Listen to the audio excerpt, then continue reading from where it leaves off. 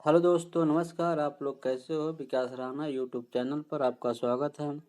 आज जो है हम लोग सीटेड पर्यावरण पर प्रश्न लिए हैं, उसको हल करेंगे। पहला प्रश्न आपकी स्क्रीन पर है। प्राथमिक स्तर पर आकलन में शामिल होना चाहिए। क्या शामिल होना चाहिए? पहला ऑप्शन है अर्धवार्षिक और वर्ष के अंत में वार्षिक परीक्षाएं।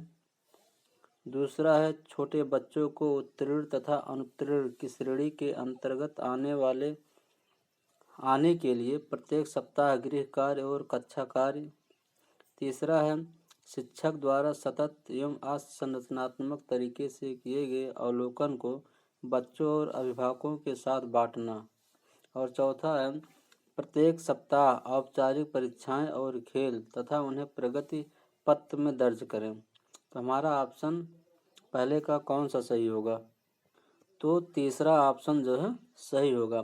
शिक्षक द्वारा सतत और असंरचनात्मक तरीके से किए गए अवलोकन को बच्चों और अभिभावकों के साथ बांटना। ठीक, अगला प्रश्न क्या है? सहयोगात्मक अधिगम से पुराने एवं अधिक दक्ष विद्यार्थी छोटे एवं कम कुशल विद्यार्थियों का आकलन करते हैं। कैसे आकलन करते हैं? समूहों में द्वंद्व, गहन प्रतियोगिता, उच्च उपलब्धि और स्वगरिमा, उच्च नैतिक विकास। हमारा ऑप्शन जो है दो का कौन सा सही होगा? तो हमारा ऑप्शन जो है तीसरा वाला सही होगा, उच्च उपलब्धि और स्वगरिमा। ठीक, अगला प्रश्न क्या है? प्राथमिक स्तर पर बच्चों को आकलन करने का सर्वश्रेष्ठ कौन सा तरीका प्रयोग करना किया जाता है? पहला ऑप्शन है गृह कार्य, दूसरा ऑप्शन है योगात्मक कार्य, तीसरा ऑप्शन पोर्टफोलियो और चौथा ऑप्शन है आवधिक परीक्षाएं। हमारा ऑप्शन जो है 3 का सही होगा, तीसरा वाला ऑप्शन सही होगा। प्राथमिक स्तर पर बच्चों को आकलन का सबसे तरीका कौन सा है?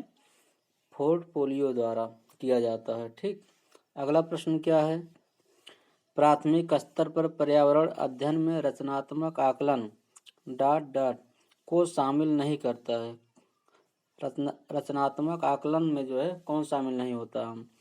शिक्षार्थियों की ग्रेडिंग और रैंकिंग, दूसरा है शिक्षार्थियों की अधिगम रिक्तियों की पहचान, शिक्षण में कमियों की पहचान और चौथा ऑप्शन है शिक्षार्थियों के सीखने को बढ़ावा। हमारा ऑप्शन जो है 4 का कौन सा सही होगा? 4 का ऑप्शन जो है पहला वाला ऑप्शन जो है सही होगा।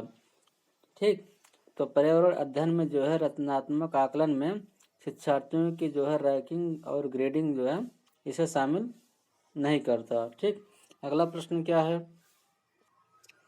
नेहा कक्षा 5 के पर्यावरण विषय में नीचे दिए गए मूल्यांकन तकनीकों का प्रयोग करती है।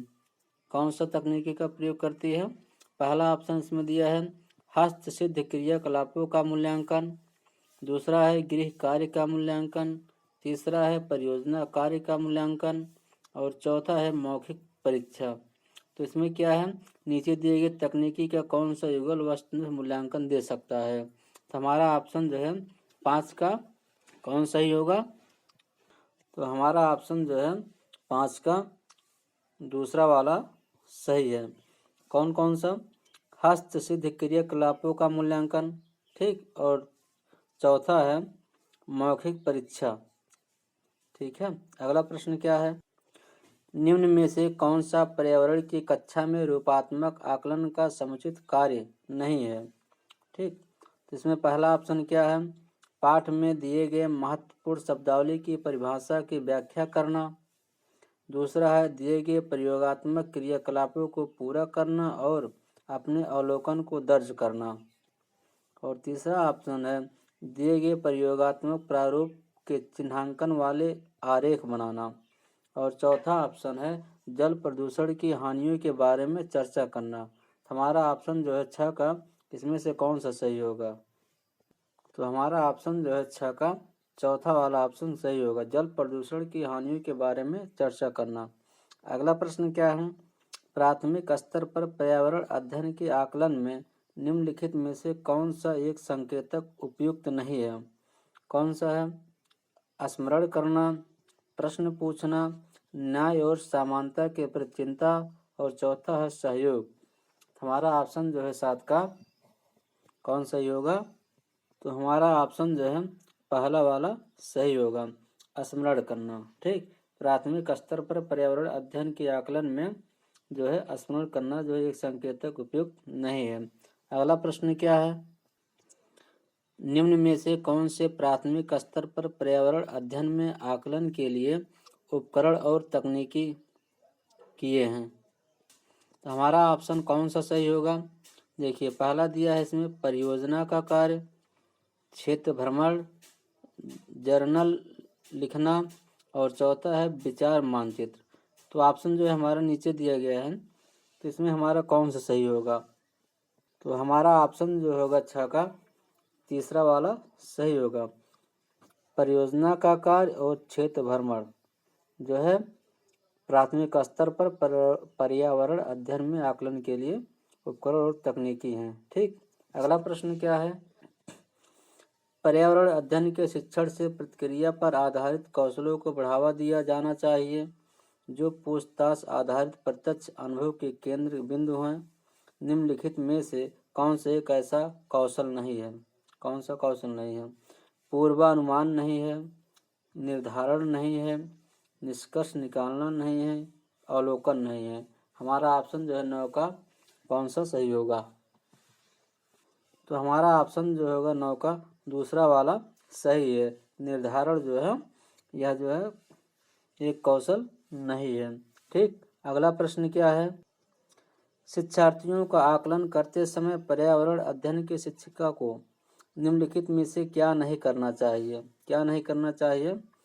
बच्चों के पूर्व आकलन के साथ तुलना करना, शिक्षार्थियों की सीखने की क्षमताओं को ध्यान में रखकर सूचना दर्ज करना, तीसरा ऑप्शन है बच्चों के कार्य के केवल कुछ पक्षों पर ध्यान केंद्रित करना, और चौथा ऑप्शन है बच्चों के कार्य से संबंधित गुणात्मक उल्लेख करना। हमारा ऑप्शन जो होगा 10 का कौन सा सही होगा? तो 10 का हमारा ऑप्शन जो है तीसरा वाला ऑप्शन सही होगा, बच्चों के कार्य के केवल कुछ पक्षों पर ध्यान केंद्रित करना जो है ये शिक्षिका को नहीं चाहिए। ठीक, अगला प्रश्न क्या है? समूह कार्य से पर्यावरण अध्ययन कर रहे बच्चों के सामाजिक वैयक्तिक विशेषताओं के आकलन के लिए निम्नलिखित में से कौन सा उपकरण सर्वाधिक उपयुक्त होगा? कौन सा उपकरण सर्वाधिक उपयुक्त होगा? दत्त कार्य होगा कि कागज पेंसिल परीक्षण होगा कि मौखिक प्रश्न होगा कि निर्धारण मापनीय होगा? हमारा ऑप्शन जो है 11 का कौन सा सही है? हमारा जो है ऑप्शन तीसरा वाला सही होगा, मौखिक प्रश्न। हमारे चैनल को सब्सक्राइब करिए, कमेंट करिए, शेयर करिए और लाइक करिए। जय हिंद।